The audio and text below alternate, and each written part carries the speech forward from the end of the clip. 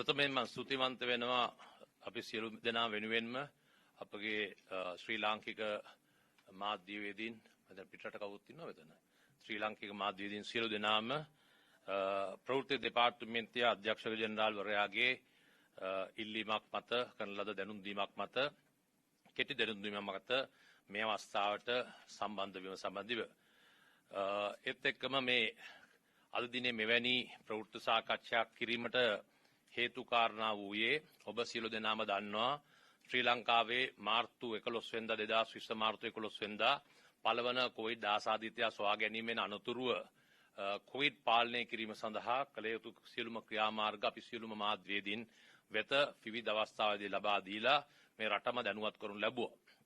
ඒ අනුව අප්‍රේල් මාසේ 30 වෙනිදා වන විට අවසාන සමාජයෙන් සොයාගත් කොවිඩ් ආසාදිතය අපි සොයාගත් අවසාන දිනේ උනේ අප්‍රේල් මාසේ 30 වෙනිදා. ඊන අනතුරුව ශ්‍රී ලංකාව තුල සොයාගත් කොවිඩ් ආසාදිතයන් විශේෂයෙන්ම පැමිණියේ නාවික හමුදායේ අපේ අයවලුන් සහ අනිකුත් විදේශ රටවල් වලින් ශ්‍රී ලංකාවට පැමිණි ශ්‍රී ලාංකිකයන් PCR පරීක්ෂණවලදී තහවුරු වුණු කොවිඩ් ආසාදිතයන් හැටියට තමයි. නමුත්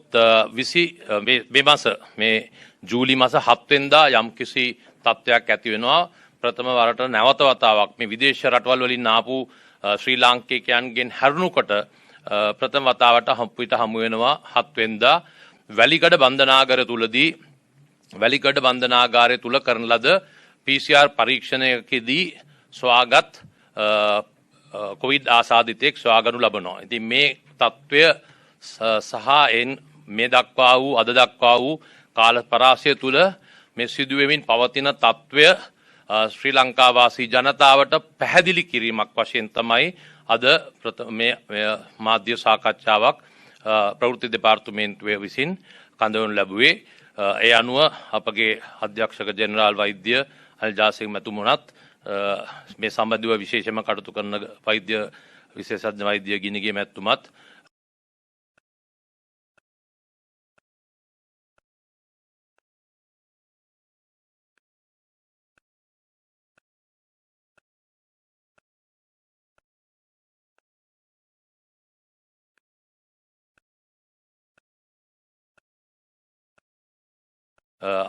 ප්‍රවෘත්ති අධ්‍යක්ෂ ජෙනරාල් වරයාත් මේ සම්බන්ධව සම්බන්ධ වෙනවා. ප්‍රථමයෙන් මේ සම්බන්ධව කළ යුතු කිය යුතු කාරණා සම්බන්ධව මම පැහැදිලි කිරීමක් කරන්නම්. ඉන්නතු අධ්‍යක්ෂ ජෙනරාල්තුමත් ගිනිගේ මැතිතුමත් වෛද්‍යවරයාත් ඉන්නවා. පසුව අපි පැහැදිලි කිරීම වලින් පසුව ඔබට අවශ්‍ය ප්‍රශ්න කිසි තිබෙනවා නම් ඒ ප්‍රශ්න ඇසීමට අපි අවස්ථාවක් ලබා දෙන්නම්. දැන් මම කිව්වාගේ 7 වෙනිදා වැලිකඩ බන්ධනාගාරය තුලින් ප්‍රථම කොවිඩ් ආසාදිතෙක් අපි සොයාගනු ලබනවා මේ විදේශ රටවල් වලින් ආපු කට්ටියට අමතරව. මේ අවස්ථාවේදී මොවුන් මේ පුද්ගලයා සොයා ගැනීමත් සමගම වැලිකඩ බන්ධනාගාරය තුල 312ක පමණ සංඛ්‍යාවකගේ PCR පරීක්ෂණ මම හිතන්නේ ගණන් අධ්‍යක්ෂ ජෙනරාල්වරයා නැවත අවශ්‍ය නම් කියයි අවශ්‍යතාවයක් තිබෙනවා නම් 312ක පමණ සංඛ්‍යාවකගේ වහම PCR පරීක්ෂණය භාජනය කරනු ලබනවා. ඒ PCR පරීක්ෂණය වාජනය කරන් පස්සේ ඇත්තටම අර එක්කෙනා හවුවෙන්නේ එතන කන්දකාඩු පුනරුත්ථාපන මධ්‍යස්ථානයෙන් ආපු පුද්ගලයෙක් නැවත කන්දකාඩු වෙත රැගෙන යාමට ප්‍රථම අනිවාර්යයෙන්ම PCR පරීක්ෂණය කළ යුතුව තිබෙනවා. ඒ අනුව 40 දෙනෙක්ට කරන් පස්සේ ඒ 40 දෙනාගෙන් එක්කෙනෙක් පොසිටිව් වෙනවා. ඊටු 39 දෙනා නෙගටිව් වෙනවා. ඉතින් මේ සමග තමයි මේ දෙවනි වතාවට නැත්තම් මේ අවස්ථාවේදී මේ කතිකාව අපි ආරම්භ කරන්නේ. එතකොට මම ඉස්සල්ලාම පැහැදිලි කරන්නම් කොහොමද මේ බන්ධනාගාරය තුල අද දක්වා වූ කාල සීමාවේ වෙච්ච දේ ඉන් අනතුරුව කන්දකාඩු වෙනම අරගෙන පැහැදිලි කරන්නම්. එතකොට බන්ධනාගාරය ගත්තන් පස්සේ බන්ධනාගාරයේ මේ 7 වෙනිදා හමු වෙනවා. ඊට පස්සේ ඉතුරු කට්ටිය යනවා කන්දකාඩු වලට. බන්ධනාගාරය තුල 312 දෙනෙක් පරීක්ෂණය භාජනය කරනවා. ඒ කිසිවෙකුටත් කොවිඩ් ආසාදිතය නොවූ බවට තහවුරු වෙනවා. ඒත් එක්කම දැන් මේ බන්ධනාගාරයේ මේ පුද්ගලයා බන්ධනාගාරයට එන්නේ 27 වෙනිදා. එන්නේ පළවෙනිදා මොහුට නඩුවක් තිබෙනවා කොළඹ. ඒක මේ ස්කයිප් තාක්ෂණය අනුව තමයි මේ කටයුතු කරන්නේ උසාවි කටයුතු කරන්නේ සම්බන්ධව.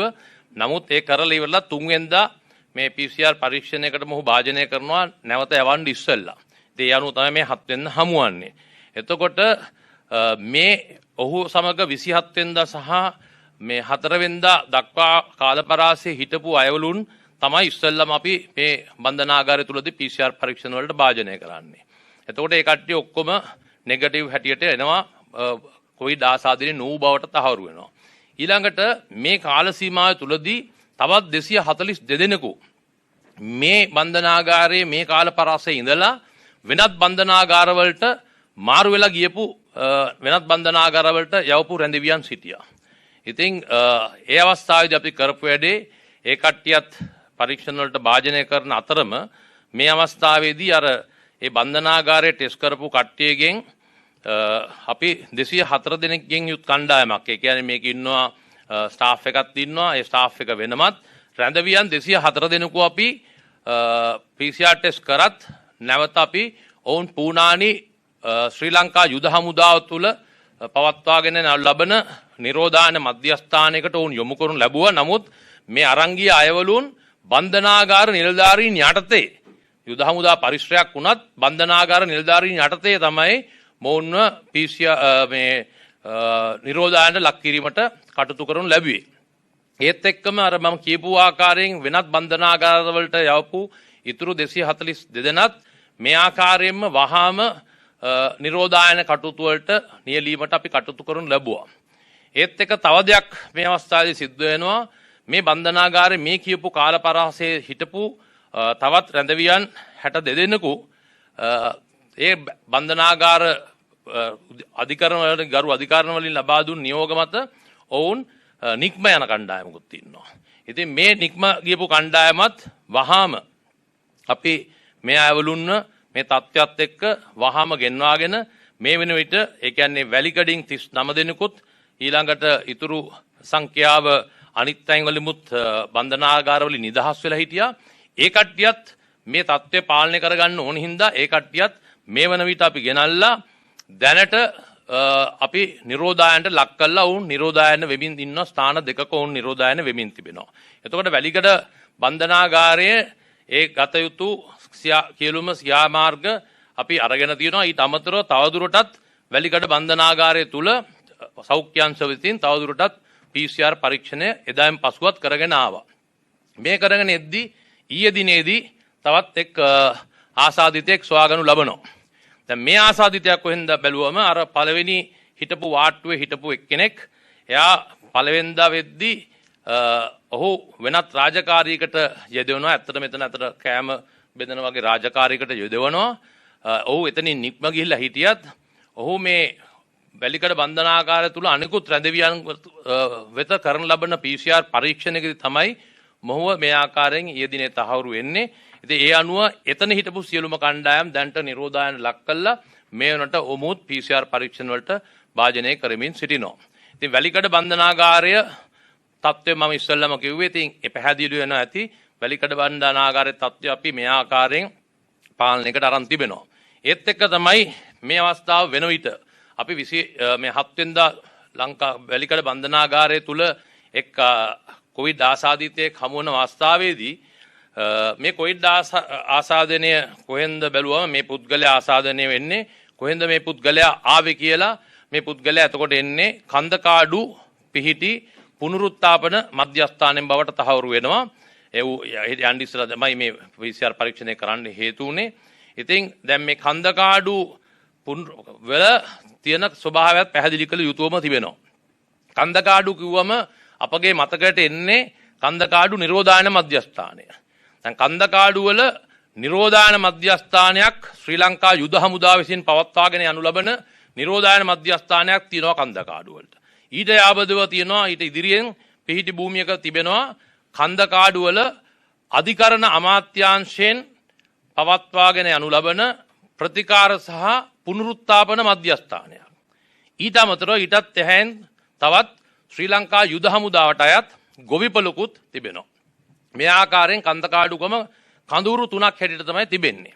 දැන් අපි දකිනවා ඊයේ විශේෂයෙන්ම මේකෙදී සමහර කට්ටිය මේ පටලගෙන හිතනවා මේ නිරෝධායන මධ්‍යස්ථානයේ මේ සිදුවීම තියෙන්නේ මේක මේ යුද හමුදා නිරෝධායන මධ්‍යස්ථානවල වෙච්ච සිදුවීමක් නෙමෙයි. දැන් මේ හමු වෙන COVID-19 ආසාදිතයන් හමු වෙන්නේ කන්දකාඩු වල තිබෙන අධිකරණ අමාත්‍යාංශයේ යටතේ තිබෙන පුනරුත්ථාපන අධ්‍යක්ෂක ජෙනරාල් වරයෙකු යටතේ පුනරුත්ථාපන අධ්‍යක්ෂක ජෙනරාල් වරයා යටතේ පවත්වාගෙන යනු ලබන ප්‍රතිකාර සහ පුනරුත්ථාපන මධ්‍යස්ථානයක. දැන් මේ පුනරුත්ථාපන මධ්‍යස්ථානයේ වෙත රැඳවියන් පැමිණෙන්නේ අධිකරණ නියෝගයකින් අධිකරණයෙන් මේ ආකාරයට පුනරුත්ථාපනය කරන්න කියන අයවලුන් තමයි මේ මධ්‍යස්ථානයේ වෙත රැගෙනෙනු ලබන්නේ.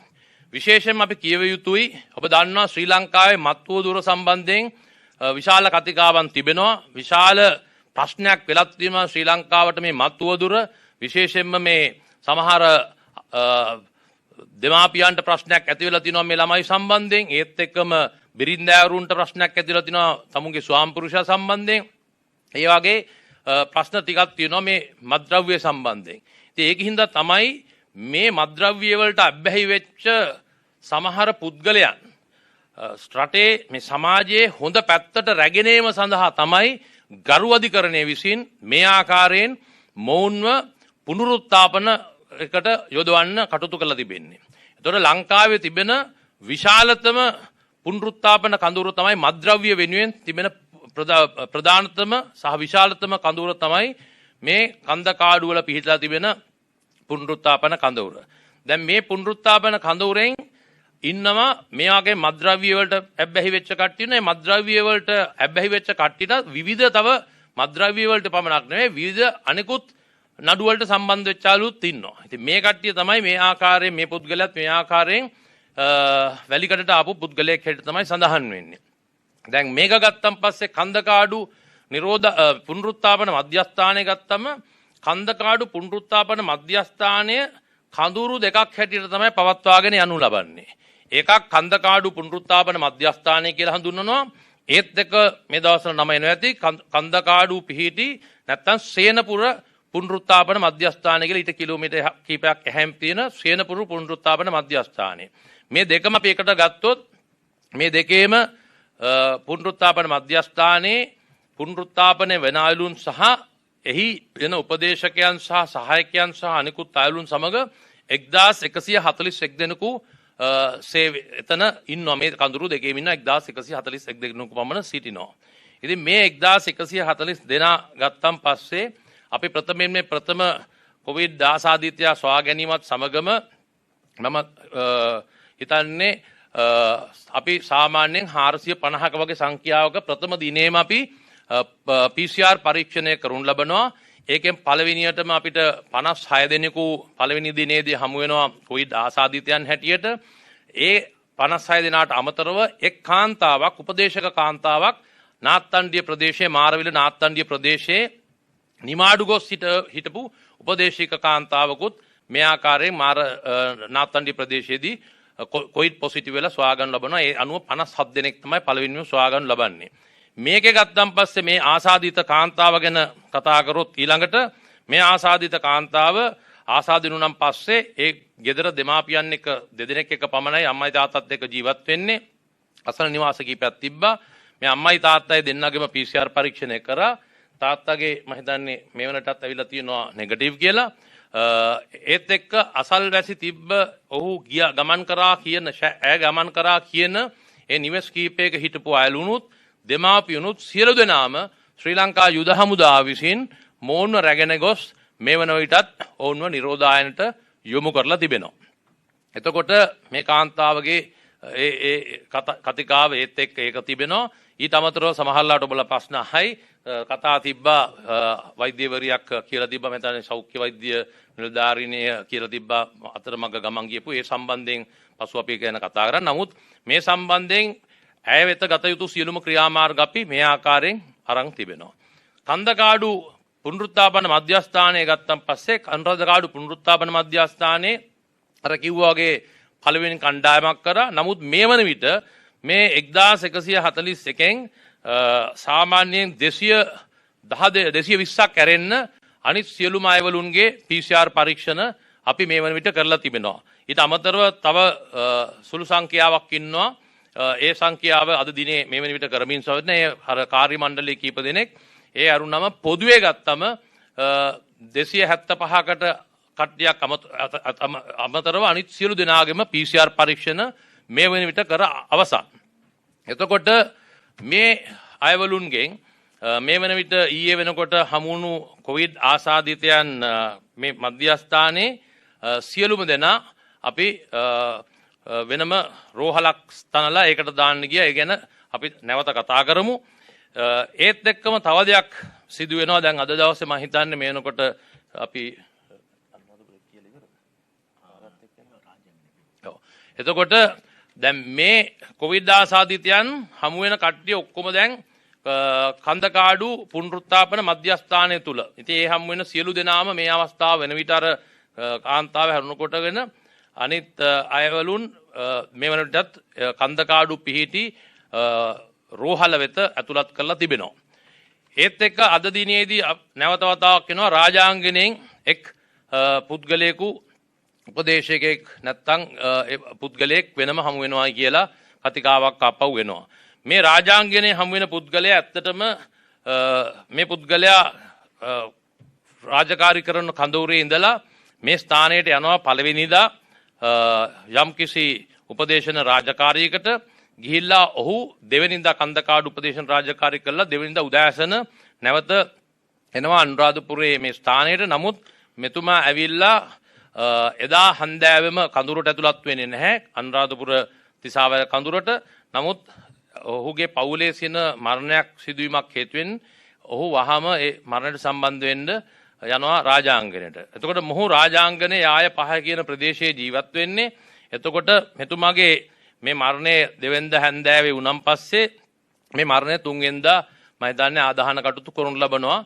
යාය 3 ප්‍රදේශයේ තමයි මේ මරණය තියෙන්නේ. මොහු යාය 5 ප්‍රදේශයේ කිලෝමීටර් 2ක වගේ කිලෝමීටර් 5ක වගේ දුරක් තියෙන ප්‍රදේශයක තමයි මේ තත්ත්වය තිබෙන්නේ. එතකොට මේ සම්බන්ධයෙන් ගත්තන් පස්සේ මෙතුමාගේ කොන්ටැක්ට්ස් මෙතුමා සහ මෙතුමාගේ ළමයි දෙන්න පොසිටිව් වුණයි කියන වාර්තාව තමයි මේ සඳහන් කළ තිබ්බේ. දැන් එක ළමයෙක් වයස 11ක් පමණ 5 වෙනි ශ්‍රේණිය ඉගෙන ගන්න ළමයෙක් අනිත් ළමයට වයස අවුරුදු 1කමාරක් පමණ වෙනවා. එතකොට ළමයා අවුරුදු 1කමාර ළමයි ප්‍රශ්නයක් නැහැ.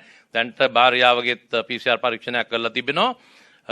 නමුත් 11 ළමයා ගත්තම මේ ළමයා යනවා 4 වෙනිදා 6 වෙනිදා 7 වෙනිදා පන්ති වගේකට යනවා.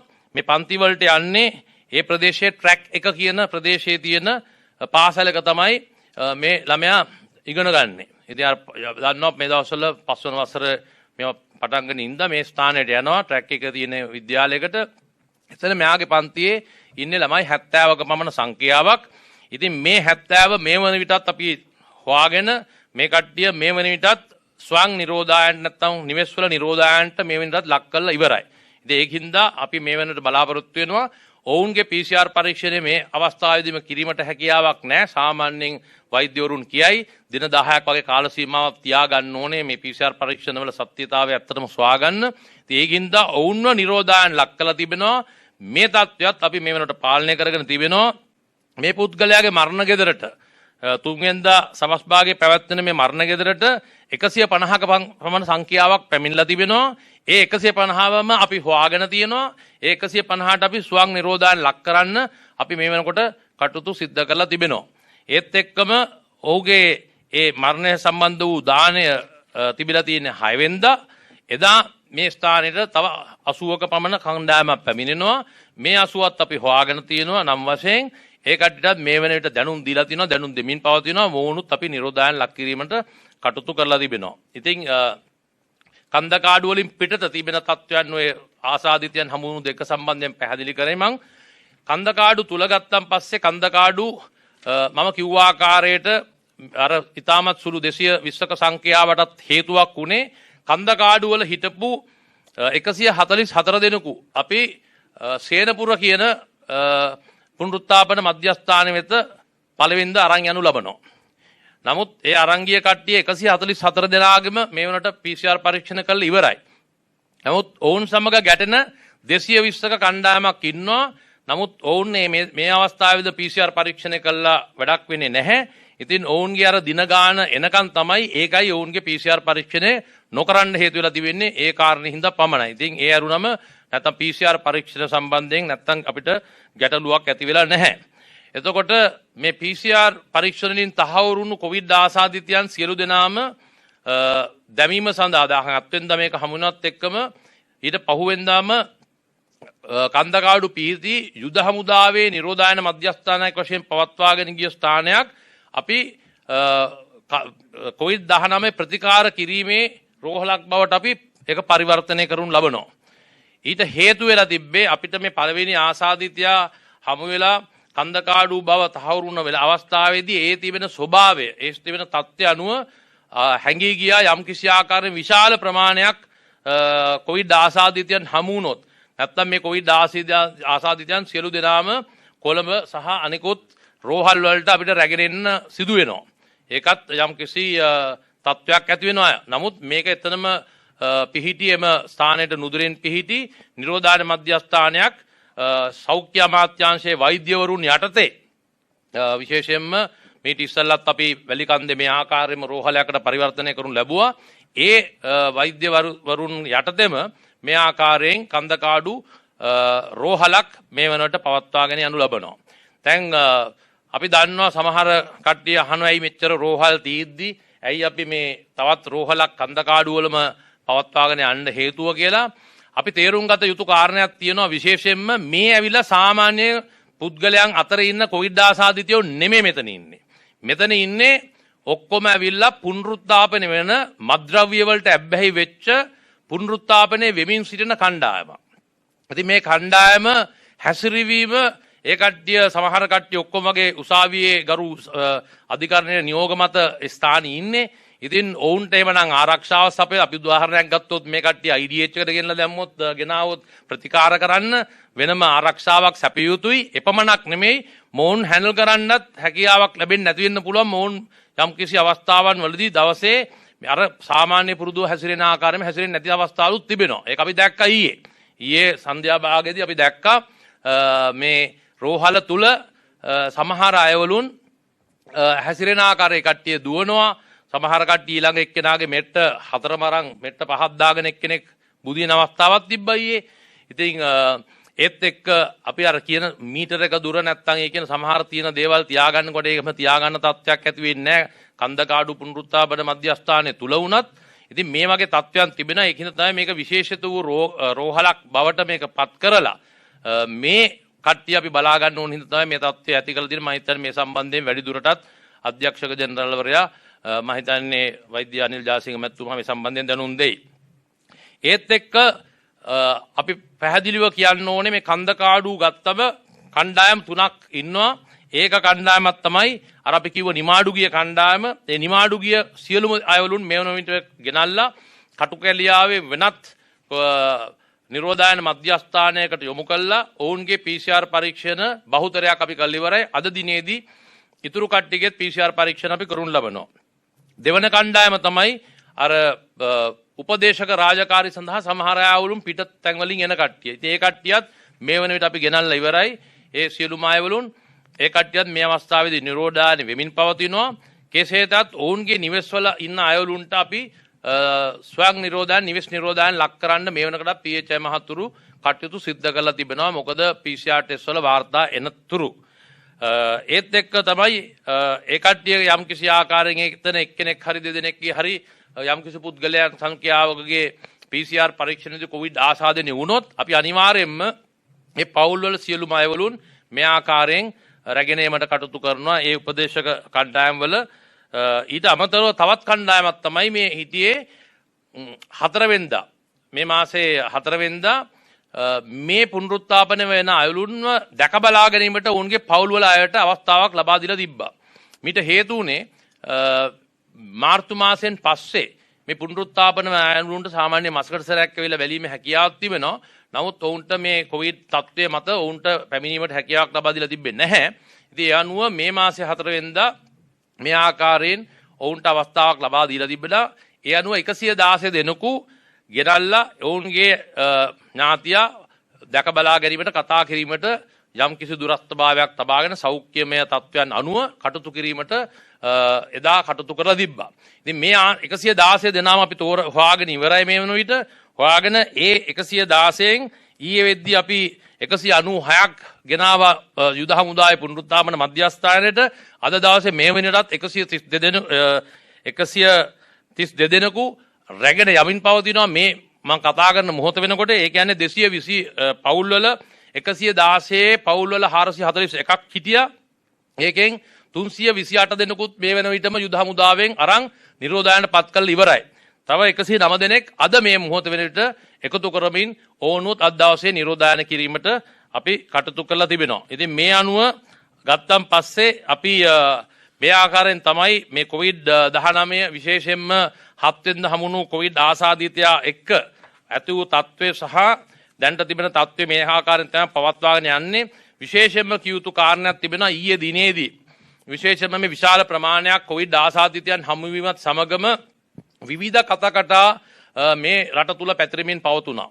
විශේෂයෙන්ම ඇඳිරි නීතියක් පනවනවා කියලා ඊයේ හැන්දෑවේදී කිව්වා. සමහර කට්ටිය කිව්වා අපෙමුත් අහනවා මෙන්න මේ ගම්මානය හුදකලා ගම්මානයක් නැත්තම් ලොක්ඩවුන් එකක් කරා කියලා කියනවා. නැත්තම් නැති ප්‍රදේශවලින් මේ නගරයෙන් 3 දිනක් කොවිඩ් ආසාදිතයන් හම්බ වෙලා තියෙනවා කියනවා. දකුණු ප්‍රදේශයේ නගරයක් කියලා කියනවා. මේ ආකාරයෙන් විවිධ වූ කටපතා පැතුරුමෙන් තිබ්බා. ඉතින් ඒකින්ද ඊයේත් අපි මේ සම්බන්ධව දැනුම් දුන්නා. විශේෂයෙන්ම කිසිදු කතාවකට හමු වීමට අවශ්‍යතාවයක් නැහැ. විශේෂයෙන්ම අපි ප්‍රවෘත්ති දෙපාර්තමේන්තුව මාර්ගයෙන් අතිගරු ජනාධිපතිතුමාගේ කාර්යාලයෙන් මේ ආකාරයෙන් අපි සෑම දෙයක්ම ඔබ මාධ්‍ය විදිහට හැටි දන්නවා. මේ රටේ මාර්තු 10 වෙනිදාන් පටන් ගත්ත කාල සීමා පරාසය තුල අපි සියල්ලක්ම ඔබට වාර්තා කරලා තිබෙනවා. හැකි ලැබුණු වහාම අපි වාර්තා කරලා තිබෙනවා. ඉතින් ඒකින්දා ඔබ රජයේ ප්‍රවෘත්ති දෙපාර්තමේන්තුව මගින් නිකුත් කරන පණිවිඩ අරගෙන ඔබගේ නාලිකා මගින් වහාම අපි දන්නවා සියලුම නාලිකාව මගින් වහාම එය අපේ රටේ ජනතාවට දැනුවත් කරනු ලබනවා. ඉතින් ඒවට අහුම්කම් දෙන ඒ ඇරුණම මේ කිසිදු දෙයක් අපිට මෙතන වෙලා කිසිම හංගන්න දෙයක් ඇත්තටම ඇති දෙයක් නැහැ. මාධ්‍යයට මේ රටේ මාධ්‍ය බොහොමත් බුද්ධිමත් මාධ්‍යයක් ඉන්නේ. ඉතින් මේ මාධ්‍යයට කවදාකවත් හංගන්න හැකියාවකුත් නැහැ. කුඩා රටක් අපි හංගන්න අවශ්‍යතාවයකුත් නැහැ. මොකද අපි COVID-19 සම්බන්ධයෙන් අපි අතිසාර්ථක රටක් හැටියටයි අපිට කියන්න පුළුවන් බය නැතුව. අපිට අප්‍රේල් මාසේ 30 වෙනිදා වෙනකොට සමාජය තුළ 313 දෙනෙක්ට පමණක් සීමා වෙන ආකාරයට කොවිඩ් පාලනය කිරීම ගැනීමට අතිගරු ජනාධිපති ගෝඨාභය රාජපක්ෂ මැතිතුමාත් ගරු අග්‍රාමාත්‍ය මහින්ද රාජපක්ෂ මැතිතුමාත් ඒ රාජ්‍ය ඒකම ත්‍රිවිධ හමුදා සෞඛ්‍ය ක්ෂේත්‍රයේ සියලුම අයවලුන්ට මේ සම්බන්ධ වෙච්ච හැම එක්කෙනාටම හැකියාවක් ලැබුණා. ඉතින් මේක අපේ තියෙන සාර්ථක නැත්තම් අපිට සාර්ථක ස්ටෝරියක් තියෙන්නේ කියන්න මේවා හංගන්න දෙයක් නැති හින්දා ඉතින් ඒකින්ද ඇත්ත සැටියක අපි හැම වෙලාවම දැනුම් දීලා තිබෙනවා. දැමුත් අපි ඉල්ලන්නේ මේ තත්ත්වය. ඒත් එක්ක අපේ අධ්‍යක්ෂ ජෙනරාල්තුමා කියයි අපි දකින්න තවත් කතිකාය නිහින්දා මම මේ කතාවත් කියන්නේ මේ ශාරීරික දුරස්ථභාවයන් සමාජ දුරස්ථභාවයන් රඳවා ගන්න නැතුව ෆේස් මාස්ක් දාන්න නැතුව හැසිරෙන එක සම්බන්ධයෙන් ගොඩක් කට්ටිය කතා කරනවා. අපි තාමත්ම කාරුණික ඉල්ලා සිටිනවා මේ ශ්‍රී ලාංකික ජනතාව විශිෂ්ට වූ ජනතාව ඉතාමත් විනයක් ඇතුව සුළු පිරිසක් එහෙම වුණාට විනයක් ඇතුව විශාල කැපකිරීම කරගන්නු ලැබුවා. මාර්තු අප්‍රේල් මාසේ 30 වෙනිදා වෙන විට සමාජයෙන් මේ කොවිඩ් පරාජය කිරීමට කටයුතු කරනු ලැබුවා. ඉතින් ඒ ආකාරයෙන්ම දැන් මේක ඉවර වෙලා නැහැ. මන්ද විශේෂයෙන්ම මේ තත්ත්වින්ද පමණක් නෙමෙයි විදේශ රටවල් වලින් එන කොවිඩ් රටවල් වලින් ශ්‍රී ලාංකිකයන් රෝහල් වල කොවිඩ් ආසාදිතයන් හැටියට ප්‍රතිකාර ගන්නු ලබනවා. ඉතින් යම්කිසි අවස්ථාවක් තිබෙන්න පුළුවන් ඕනම වෙලාවක සමාජයට මේ යාමට. ඉතින් ඒකින්ද සමාජයේ ඒ පමණක් නෙමෙයි පිට රටවලත් මේ තත්ත්වය තිබෙනවා. අපේ වගකීමක් තිබෙනවා ඔබ කරපු කැපකිරීම සම්පූර්ණ ප්‍රතිඵලයක් ලබා ගන්නට නම් ඔබ සියලු දෙනාම ශ්‍රී ලාංකිකයන් වන අප සියලු දෙනාම මේ සෞඛ්‍ය ක්ෂේත්‍රයේ බලධාරීන් විසින් දෙනු ලබන උපදෙස් අනුවට ක්‍රියා කරමින් ඉදිරියටත් මේ කොවිඩ් පරාජය කිරීමට කටයුතු කරයි කියලා අපි බලාපොරොත්තු වෙනවා.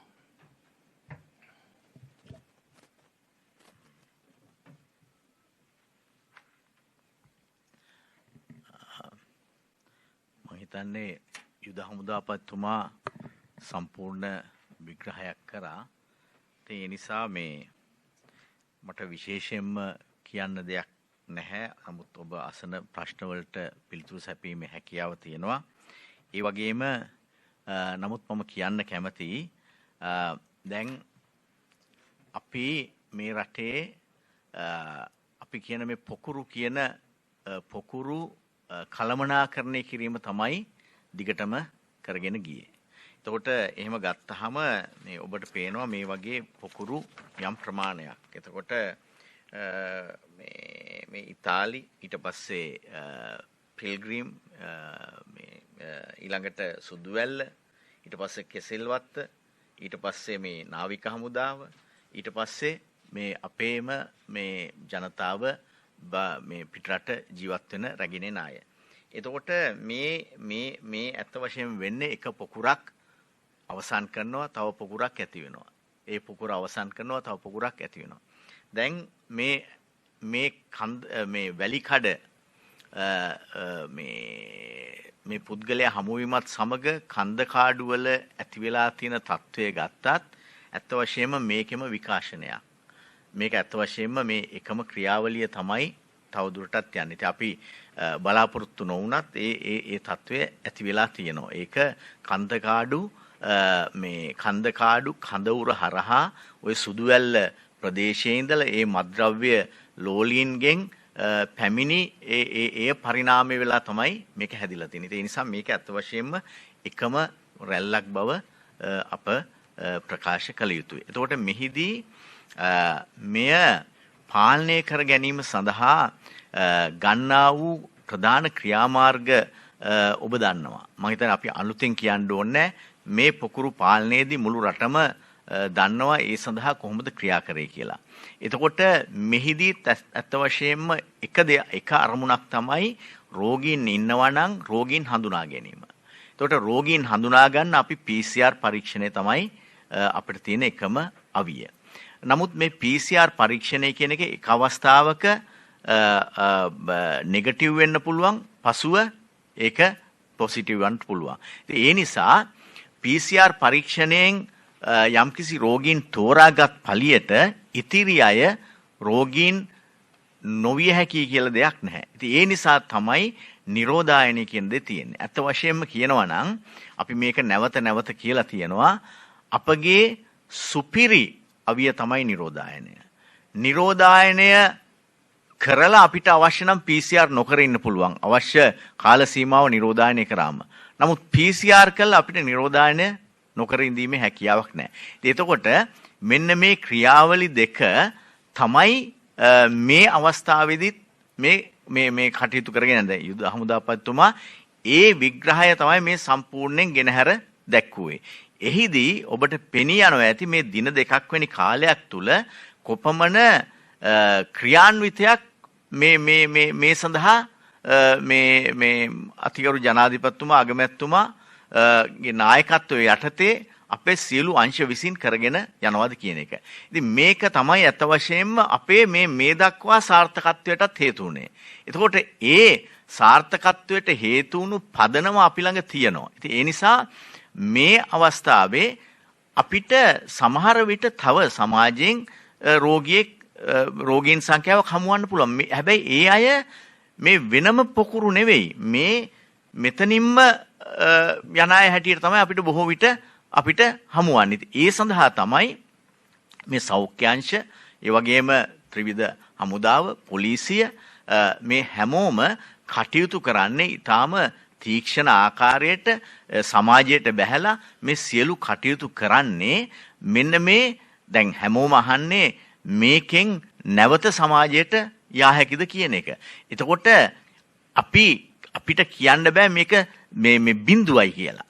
ඉතින් ඒ නිසා අපිට යම්කිසි ආකාරයෙන් සමාජයෙන් රෝගියෙක් හමු වුණොත් ඒ හරහා අර පැරණි ක්‍රියාවලිය අප විසින් අනුගමනය කළ ක්‍රියාවලිය ක්‍රියා කළා ඒ අයගෙන් සමාජයට පැතිරීම වැළැක්වීම තමයි මේ කරගෙන ලබන්නේ. ඉතින් ඒ තුල මං හිතන්නේ අපිට විශ්වාසයක් තියෙනවා මේ අර පොකුරු පාලනය කළා වගේ මෙම පොකුරත් අපිට මේ ආකාරයටම පාලනය කරගත හැකියි කියලා. ඉතින් අර දැන් අද තත්වයේ යම්කිසි වෙනසක් තියෙනවා, සමාජය සෑහෙන දුරට විවෘත වෙලා තියෙනවා.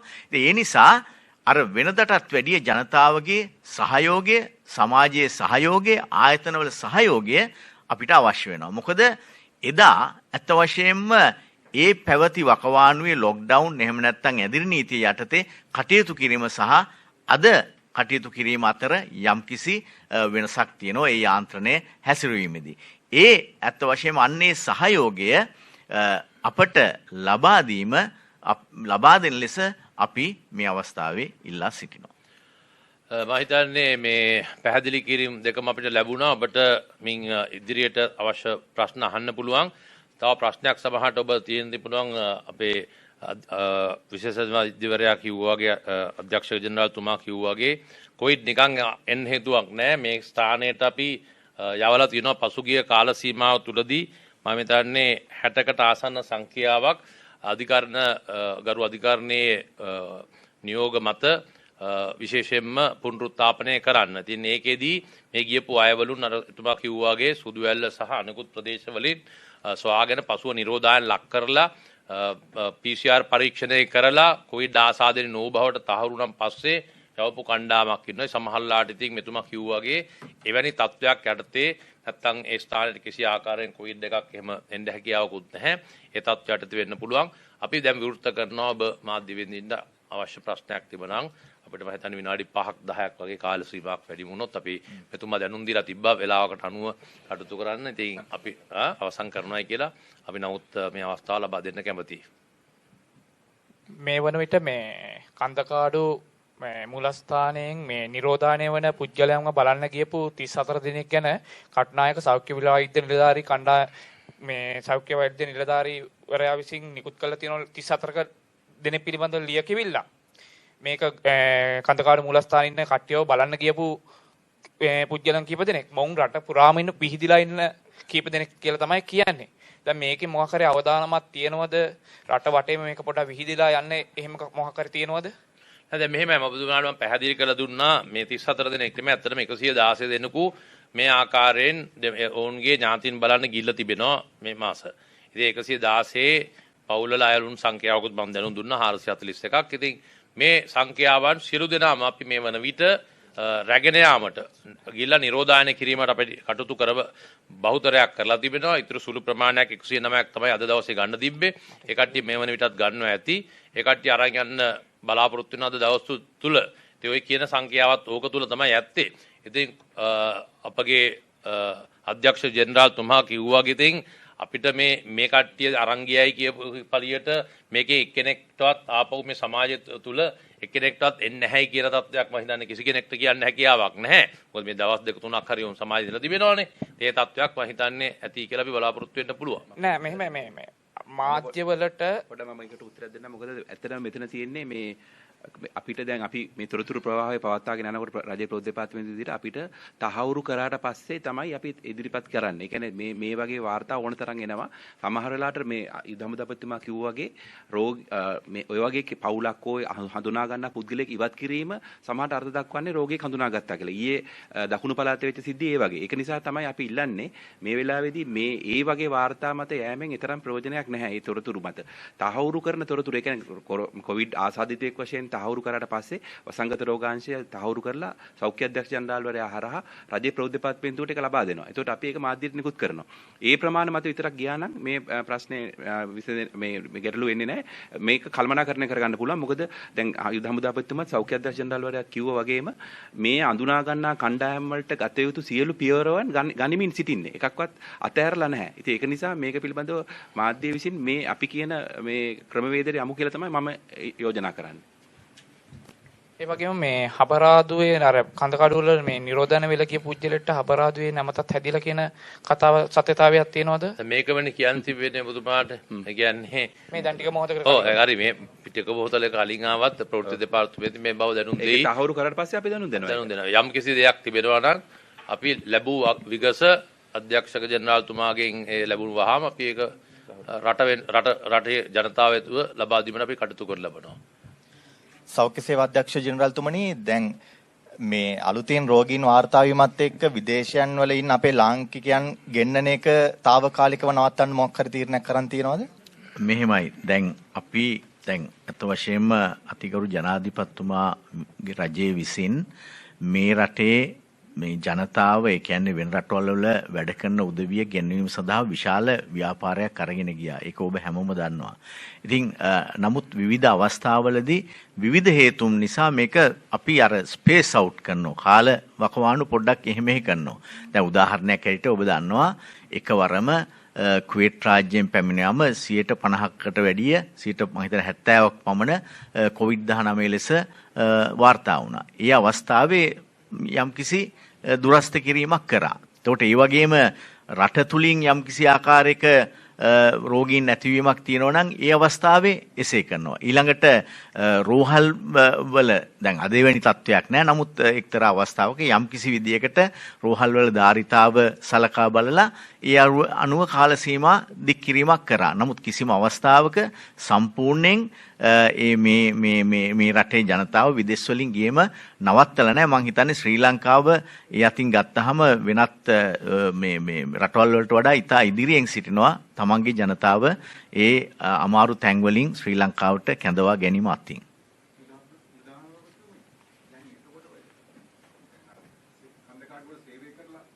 සේවය කරලානේ අර ස්ටාෆ් එක එක්කෙනෙක්නේ ආවේ. ස්ටාෆ් එක එක්කෙනෙක්නේ ඇවිල්ලා තියෙන්නේ. දැන් ඒගොල්ලන්ට අපිට පරීක්ෂණ PCR පරීක්ෂණ කරලා සමාජයට එලි කරන්නේ නැද්ද මේගොල්ලෝ? දැන් මේ වගේ ප්‍රශ්නයක් නේද ඇතිලා තියෙන්නේ. නෑ කඩේ ඔක්කොම දැන් දැනට හමු වෙලා තියෙන මේකේ ස්ටාෆ් එකේ කවුරුත් හංගනවත් එහෙම දෙයක් මෙතන වෙලා නැහැ.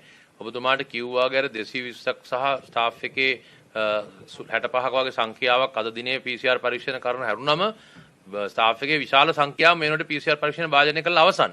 ඒ ප්‍රතිඵල ලැබුණු වහම පරීක්ෂණ ප්‍රතිඵල ලැබුණු වහම අපි ඒ සම්බන්ධයෙන් දැනුම් දෙනවා.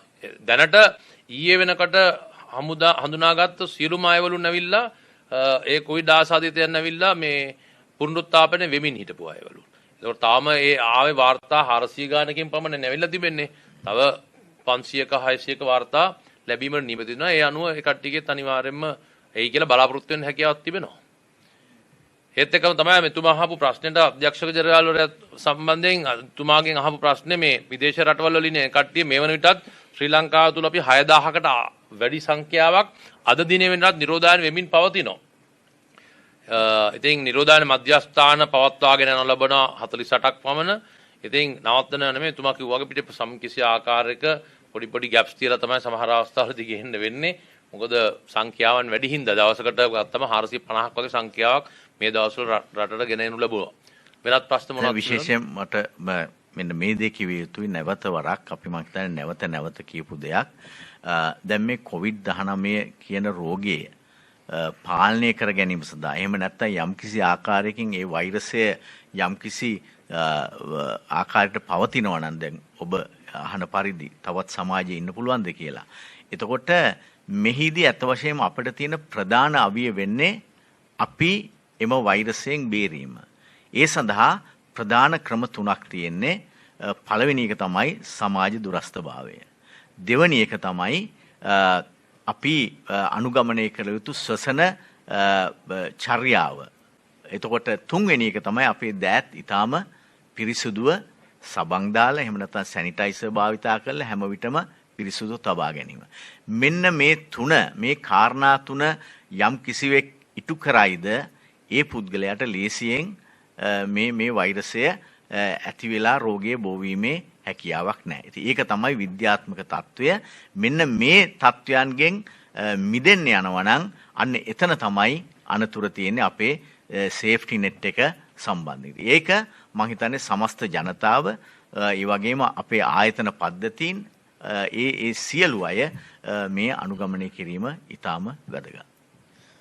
යුදහමදපතිතුමනි අවසාන ප්‍රශ්නේ වගේ මේ දැන් ඔය දැනට හඳුනාගෙන තියෙන නාත්තණ්ඩිය ප්‍රදේශයේ ඉන්න උපදේශිකාව එතුමිය දැන් සේවය කරලා කන්දකාඩු වල ඉඳන් ගමට එද්දී පොදු ප්‍රවාහන සේවා භාවිතා කරලා තියෙනවා කියලා මේ දැනගන්න ලැබුණා. ඒ සම්බන්ධයෙන් බුද්ධ්‍යංශ අපේ මොන හරි මැදිහත් වීමක් වෙලා තියෙනවා ඒ පිළිබඳව සොයා බලන්න. ඔව් මම හිතන්නේ මම පැහැදිලි කිරීමේදී දැනුම් දුන්නා ඒ తත්වය. ඔව් මේ ආකාරයෙන් දැනු එතුමිය අවිල්ලා තියෙනවා අවස්ථා කීපෙදී මම හිතන්නේ එද්දී ප්‍රවාහන පාසුකම් දෙපාරක් විධි ක්‍රම 3ක් විතර භාවිතා කරලා තියෙනවා බස් ගත්තන් පස්සේ. ඒ සම්බන්ධයෙන් අපි ස්වාගතය අනු ලබනවා. එතුමිය ඇත්තටම දැනුම් දීලා තියෙන ආකාරයට අපිට දැනුම් දූ ආකාරයට එතුමියට කතා කරන් පස්සේ මුඛ ආවරණයක් පළඳගෙන ඊ타ත්ම ආරක්ෂා සහිතව තමයි එතුමිය ගමන් කරා කියලා එතුමී කියන්නේ. ඒත් එක්කම තමයි එතුමගේ දෙමාපියන් දින කීපයක් ඇය සමග ඉඳලා තිබෙනවා. ඉතින් ඔවුන් දෙදෙනාට කොවිඩ් ආසාදනය නොවී ඇති බවටයි තහවුරු ගන්නේ.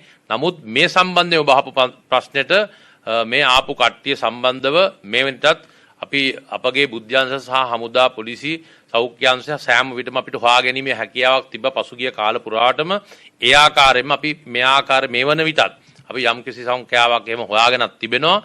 ඔවුන්ට ස්වර්ණ නිරෝධායන ලක් වෙන්න කියලා තිනවා. තව සොයා ගැනීමට සුළු සංඛ්‍යාවක් ඉන්නත් පුළුවන්. මග ඇරිච්ච කට්ටිය ඒ කට්ටියත් හැකි ඉක්මනින් සොයාගෙන අයලුණුත් නිරෝධායනයකට ලක් කිරීමට අපි බලාපොරොත්තු වෙනවා.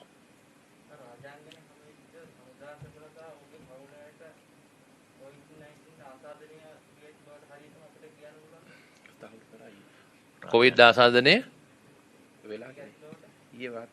ඒක වාර්තා කරන්නේ අපි. PCR පරීක්ෂණ විතරක් නෑ දුද්දේශන මම දැන් වාර්තා දුන්නා පවුලේ ළමයි දෙන්නෙක්ට ආසාදනය වූ බව රෝහල් ගත කරලත් ඉවරයි. කට්ටිය ආසාදනය වෙලා කට්ටිය රෝහල් ගත කරලා තිබෙනවා. ඉතින් අපි හිතනවා අපි මෙතනින් නවත්වමු කියලා. අපි නැවත වතාවක් ස්තුතිවන්ත වෙනවා. විශේෂයෙන්ම අපි කිව යුතු කාරණයක් තමයි අපගේ සෞඛ්‍ය අධ්‍යක්ෂක ජෙනරාල්තුමා කිව්වාගේ ශ්‍රී ලංකාවේ කොවිඩ් පාලනය සම්බන්ධයෙන් අතිගරු ජනාධිපතිතුමත් ගරු අග්‍රාමාත්‍යතුමත් ප්‍රමුඛ මේ සම්බන්ධ යුතු සියලුම අයවලුන් ඉතාමත්ම හොඳ ක්‍රමවේදයක් අනුගමනය කළා තමයි කොවිඩ් ශ්‍රී ලංකාව තුළ පාලනය කරගනු ලැබුවේ. අපිට ඉදිරියේදීත් මේ තත්ත්වය මේ ඇවිත්ලා තියෙන තත්ත්වය පාලනය කර ගැනීමට අපිට හොඳ තත්ත්වයක් අපි මේ ඉස්සලා කරලා තිබින්දා අපිට හැකියාවක් තිබෙනවා. අපි දන්නවා අපිට කරන්න පුළුවන් කියන එකත් අපි දන්නවා. ඉතින් මං හිතන්නේ රටේ ජනතාව සෞඛ්‍ය අංශවලින් ලබා දෙන ඒ උපදේශයන් අනුව ක්‍රියා කරන්න කියලා අපි තාමත්ම කාරුණික ඉල්ලා සිටිනවා. විශේෂයෙන්ම මේ අවස්ථාවේ ඡන්දයක් පැවැත්වීම වෙනුවෙන් ප්‍රචාරණ කටයුතු පවත්වනවා. මේ සම්බන්ධයෙන් අපිට කතිකා කරනවා. අපි ඒ කට්ටියකිමුත් ඉල්ලා සිටිනවා. ඔබ සෞඛ්‍ය අධ්‍යක්ෂක ජෙනරාල්තුමා කිව්වා වගේ ඔබ කොවිඩ් ආසාදිතයෙක් නොවන හැටියට ඔබ වග බලා ගන්න ඒ ආකාරයෙන් ඔබගේ යුතුයකම රට වෙනුවෙන් ඉටු කරන්න කියලා අපි ඉතාමත්ම කාරුණික ඉල්ලා සිටිනවා.